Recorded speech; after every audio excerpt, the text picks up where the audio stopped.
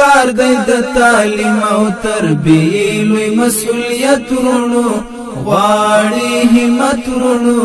غواړي همت ورونو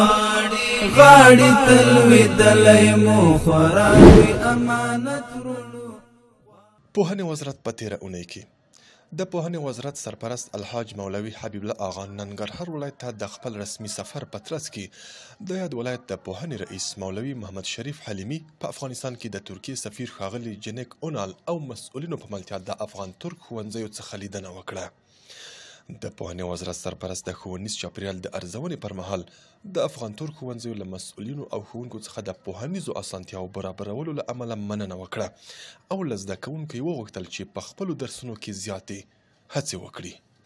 د پوهنې وزارت د څارنې او ارزونې رئیس مولوي غلام ربي رباني بدخشان ولایت ته په رسمي سفر ولاړ او په پلان کې ده چې نوموړی د یاد ولایت د پوهنې ریاست اړوند بېلابېلو څانګو له کړنو او دندو څخه څارنه وکړي.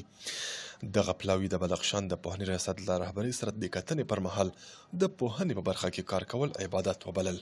او ټینګار یې وکړ چې د یاد ولایت خلک د ډېرو سختیو او ستونزو له امله د لا ښو او ګټورو خدمتونو مستحق دي. د لوګر ولایت چرخ ولسوالۍ اړوند د رستم کوچي کلي اوسیدونکو د ښوونځي رغولو لپاره یو جریب ځمکه د 250,000 افغانیو په لګښت وپېرله او د دغې ځمکې د ملکیت شرعي سند یې رسما د یاد ولایت پوهنې ریاست ته وسپاره. د پوهنې مسؤلینو په وینا د راتلونکي 1404 ښوونیز کال پیل سره سم به د پوهنې وزارت له لوري پر همدغه ځمکه باندې د ښوونځي یوه عصري ودانۍ جوړه شي. پوهنې وزارت له لوري د یو همکار بنسټ په ملاتړ د پکتیکا ولایت د 5 ولسوالیو ښوونکو او زده کوونکو ته 3888 بستې حفظ الصحوي کڅوړې وویشل شوې.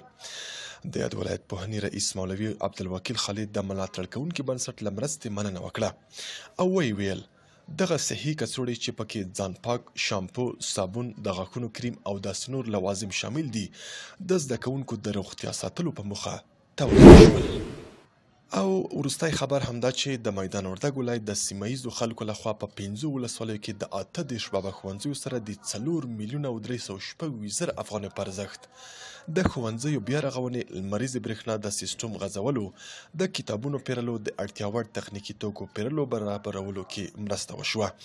د یادونې وړ ده چې د 1403 ښوونیز کال پیل څخه تر اوسه پورې د دغه ولایت خلکو له پوهنې سره د 21.5 میلیونه افغانۍ په ارزښت مرستې کړې دي.